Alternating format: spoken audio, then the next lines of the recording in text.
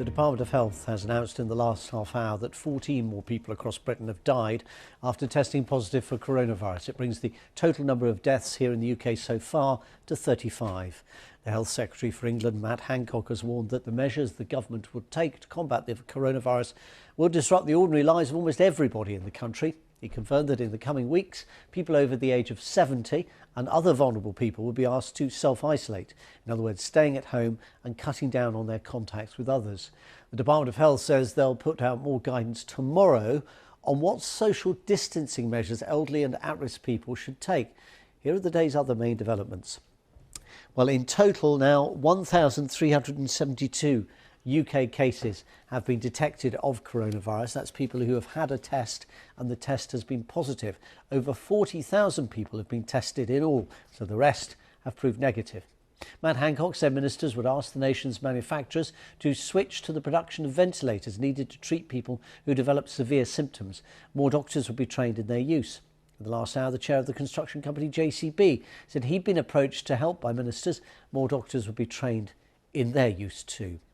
Supermarkets in the UK are urging customers not to panic buy during the outbreak. And the Foreign Office has advised against all but essential travel to the United States following the US government imposing restrictions on travel from the UK. The Foreign Office is also advising against all but essential travel to Spain and the Balearic and Canary Islands. EasyJet is the latest airline to cancel all of its flights to Spain. That comes into effect from Tuesday. Ryanair is also limiting the number of its flights to the country. Here's our political correspondent Nick Eardley. For weeks now, we've all been told to wash our hands more, but the government is increasing its response to coronavirus. Already, if you've got a persistent cough or fever, you're to stay at home, and new measures could be coming soon. Many of them will be focused on those most at risk, in particular the elderly. They could soon be asked to shield themselves from the virus by staying away from other people for months. Protection of the vulnerable and elderly by asking them to stay away, to stay at home. That is in our action plan, but we do not want formally to say yet that people should do that. And the reason for that is simply this length of time that they'd need to stay self-isolated, stay at home to protect themselves. It is a very big ask. It's a very long time.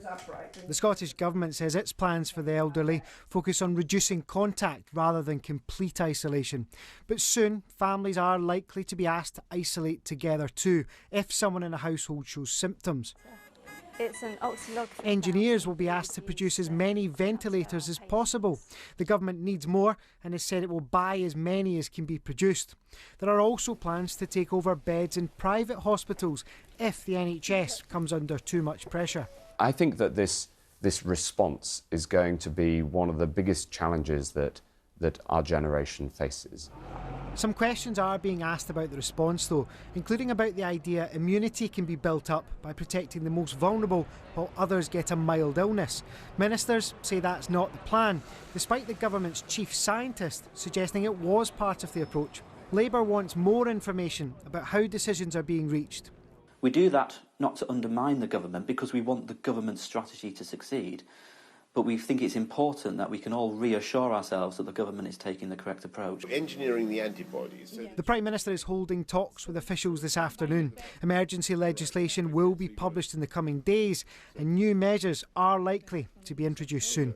Nick Eardley, BBC News.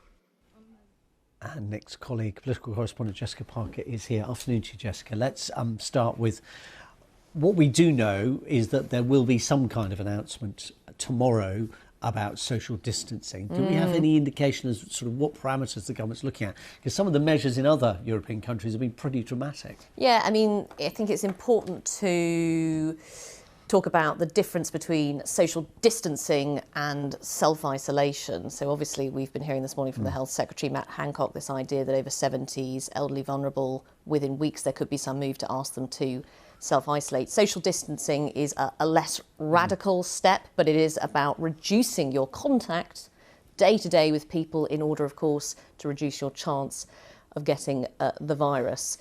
So we've had guidance that we could get more on that tomorrow. In terms of the advice for elderly people, there is a COBRA meeting tomorrow, going to be chaired by the Prime Minister. So I think we'll expect some communication, maybe some further guidance out of that. I think more broadly, looking at what's happened over the weekend, and there have been dribs and drabs of information, there have been accusations that it's caused confusion. I think pressure is building on Downing Street to maybe take a bit more control of the communication. To make it more structured, more predictable when you're going to hear things. So that people know where they are on a day-to-day basis, and to stop speculation. Because obviously people are feeling very worried and very scared. Yeah, and understandably so. I mean, we see the death toll going up again. It's entirely what was predicted. There's no great surprise in the numbers, but every figure is an individual case. Everyone is a family who have lost somebody they would probably not have been expecting to lose, certainly not in these circumstances. And there are all sorts of practical knock-ons, aren't there, of every decision government takes. For example, if they were to say, right, like Ireland, as pressure is coming from Sinn Féin in Northern Ireland, shut the schools, you immediately have all those kids who have to be looked after somewhere. That's probably at home. Mum and dad are working. It's the grandparents who are looking after them. And suddenly you increase the risk of vulnerability again. Or there's no easy answers. No, and if mum and dad are working and say there aren't any grandparents or it's not practical for obvious health reasons to do something like that, do mum and dad have to stop working? Do mum or dad work in the health service? What impact does that therefore have on care? So there are a huge number of knock-on effects and ramifications going forward.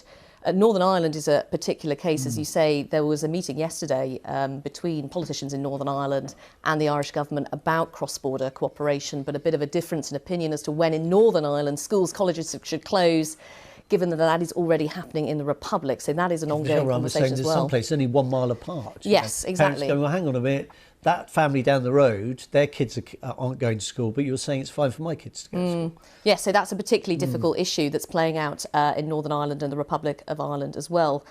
I think it's worth saying, though, where some of this stuff started overnight in terms of isolation for the over 70s, for vulnerable people, was some advice that came out from the Scientific Advisory Group for Emergencies. There's this scientific group attended by the Chief Medical Officer, the Chief Scientific Advisor.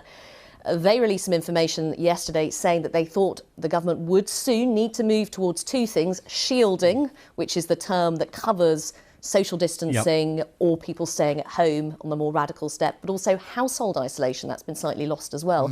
Household isolation being if one person in a household starts to show symptoms of the coronavirus, the whole household then stays at home and self-isolates for a time. And there's a sort of logic to that, isn't there? But again, that has a huge impact, exactly. Now, maybe we'll hear more from the government this week as to what extent they are moving towards that. As we were talking about earlier, emergency legislation is expected to be published as well. So I think there will be some more clarity, but not only that, there is pressure for there to be more clarity. Jessica Parker, thank you.